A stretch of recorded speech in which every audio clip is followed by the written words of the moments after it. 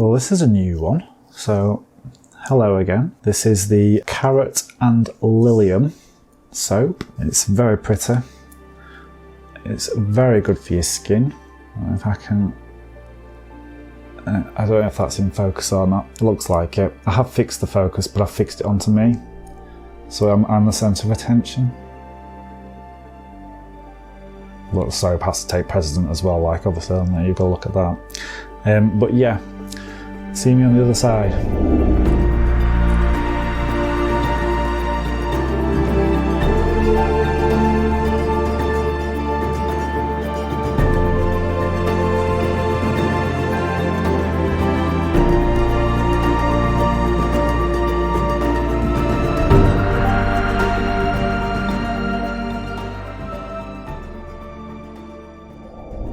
As you can see, new form factor. They are, again, a lovely size, big soaps. I'm 6'4". Really, I should start measuring these and I should start telling you dimensions, so I think that's what I'll have to start doing at some point. But no, again, type of soap bar that you can chop in half and get double the amount out of. But I'll do some close-ups for you as well so you can see it properly. Again, this is part of the Total Organics range. There is absolutely no rubbish in these at all. When I say rubbish, I mean nothing artificial. Again, it's made out of organic hemp oil, organic carrot. I think it was carrot powder. Yeah, I used carrot powder for that one. You can actually just see just ever slight flecks of carrot powder in that. But it has been dispersed, it's been absorbed more than anything. So it adds like a nice little bit of texture to it, and obviously the lilium petals inside of it. It's also got carrot oil. Now, the reason for carrot oil as well is because it's so amazing for your skin. The levels of vitamin inside, there's that many different types of vitamins as well in carrot oil and carrot in general. That is very good for your skin. It brightens, calms, soothes. If you've got irritated skin, sunburnt skin, acne skin, dermatitis, all those kinds of different problems with your skin, this will soothe it down. The lilium petals, they're not really there for anything other than aesthetics, if I'm being honest. There's a slight little bit of colourant that's leached from them, which I liked.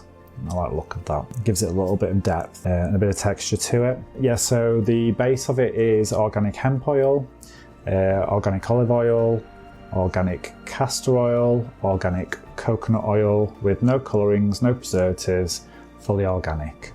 It's vegan friendly, vegetarian friendly, it's not tested on animals. Again, this blend is a very, very highly moisturising soap bar.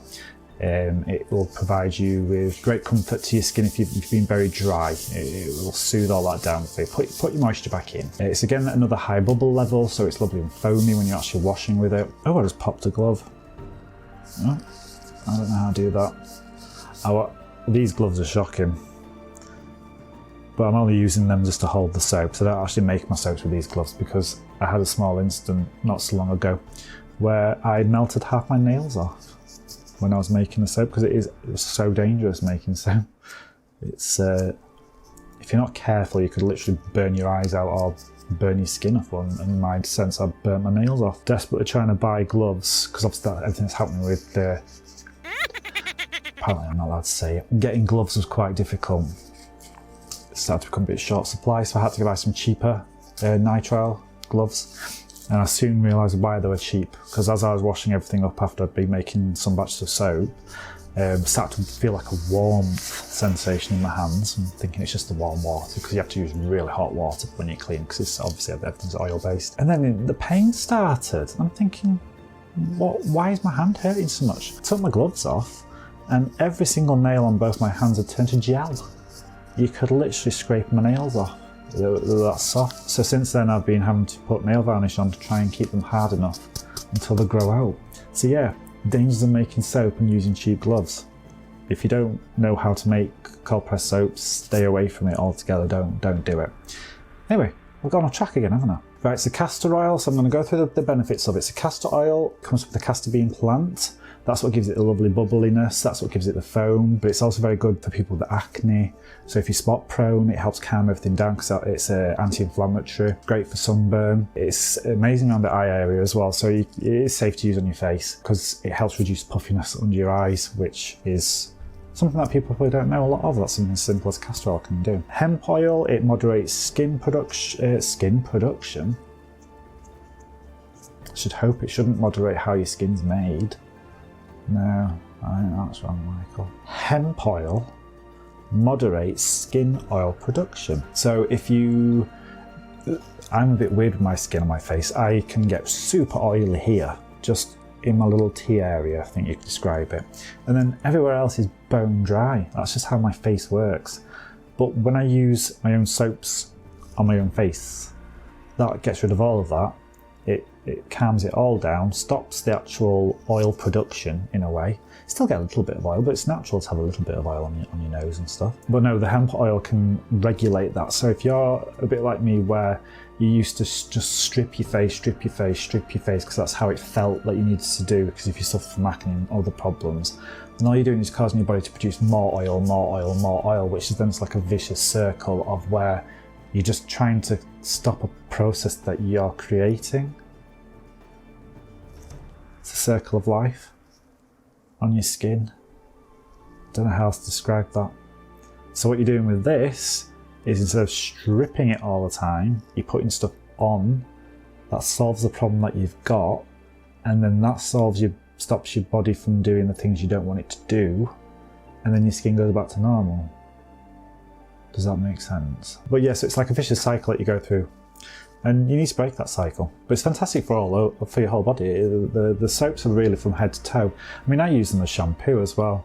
I mean, a lot of people market certain bars of soap as being shampoo bar soaps. Well, it's just a load of rubbish. A bar soap is a bar soap. It can be used on your hair or not.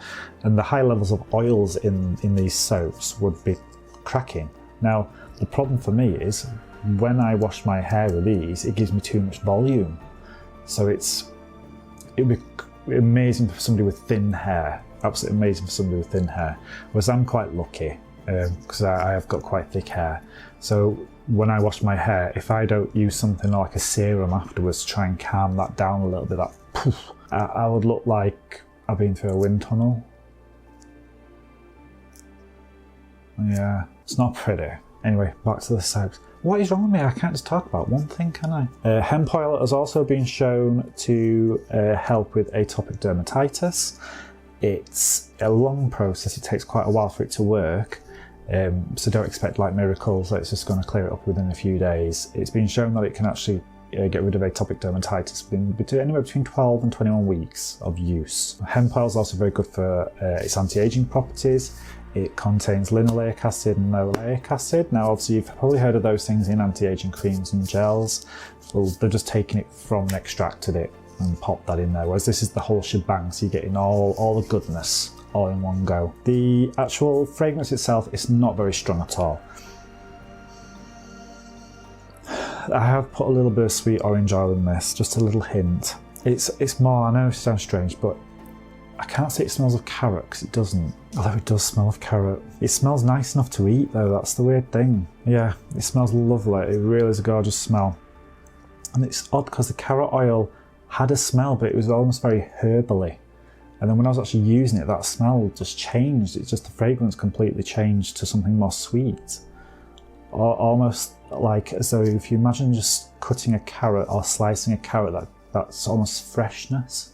It's lovely, it really is lovely. But if you're somebody who's not a fan of fragrances in soap, this is probably more your cup of tea, because it isn't strong, it's not overwhelming. It'll probably just leave a very light fragrance on your skin. But again, just a lovely, lovely soap. I'm ever so pleased with how these have all turned out. They all look lovely. Again, they're not a hard soap. So it's a case of you've got to be sort of careful with them, because obviously I don't use any palm oil in my soaps. And when you use palm oil, I don't have a problem with other people using palm oil, because at the end of the day that's how they make their soaps and that's how their blend works. But I just don't, and I know there's certain companies who are trying to become more responsible for how they farm palm oil. But to me, when I've actually looked into it, they don't not an awful lot do. do that and you're still not 100% sure where your palm oil is coming from. Seems to be a lot of dodginess around palm oil. So for me personally, I stay away from it. But that's my personal preference. I'm not having a go at anybody else for using palm oil. They can use whatever they want. But no, so I stay away from palm oil. But the problem with that is when you take palm oil away from the equation, you're still working then with relatively more liquid-based oils. Whereas palm oil is fantastic for hardening the soap and keeping it hard whilst wet. Whereas because the palm oil free, they tend to suffer more with moisture, so you don't leave your soap sat in water because they would literally just dissolve, turn into like a gel type substance. But again, I will promote my little soap mats and shower bags. Soapy mats, they're very good. They create like an air cushion underneath your soap, so any water can drip away whilst keeping it dry as well, so it allows air to circulate and it'll make your soap last a lot longer. So yeah, so anyway, that's the carrot and lilium. It's gorgeous. Go buy it. Is that too forward? Possibly, yeah. Anyway, go to my website, foxysoaps.co.uk. I'm not going to say the www again because last time I did that I couldn't say it. Email me at info@foxysoaps.co.uk.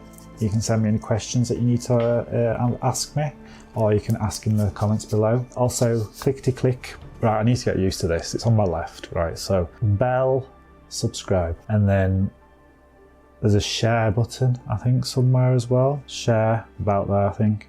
Yeah. So if you could share, like, subscribe, have a chat with me. I'll do my best to answer any questions that you have if I don't know, because obviously I'm not a scientist, but there are some amazing articles online that I could possibly push people towards to have a little read of. So anyway, yes, that's that soap bar, and I will see you next time. Stay foxy.